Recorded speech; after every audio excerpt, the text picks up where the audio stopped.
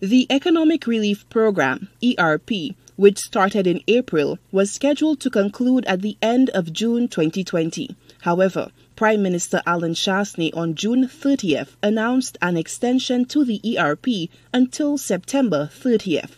Using his social media platforms, he wrote, quote, "While the program was for an initial period of 3 months, it was always the intention of the NIC to consider extending the program once the qualifying conditions were met." End quote. Despite this silver lining, dark clouds remain, with complaints to our news desk about delays in payments. In his post, Shastney explains that the administration is aware of challenges facing the ERP.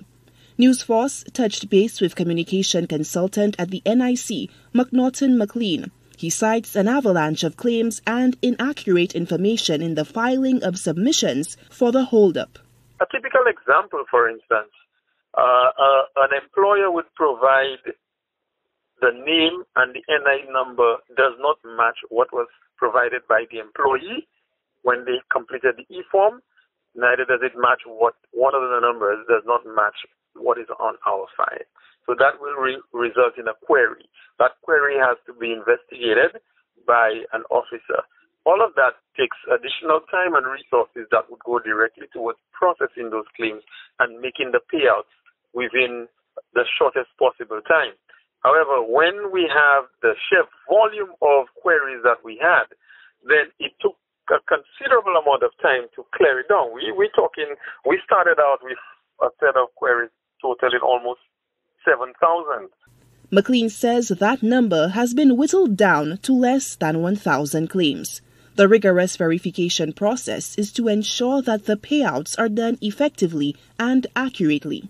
All the queried claims are being investigated and addressed, and the payouts are being made.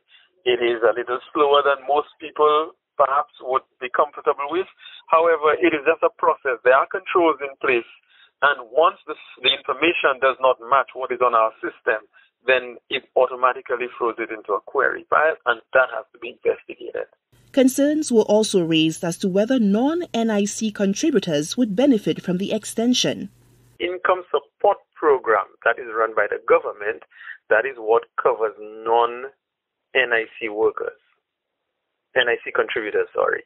The economic relief program, which is run and managed and funded by the NIC, is the one that covers only NIC contributors. The extension of NIC payouts to contributors who lost their jobs as a result of COVID-19 now coincides with the extension of the state of emergency, which ends in September. Solange Alfred, HTS Newsforce.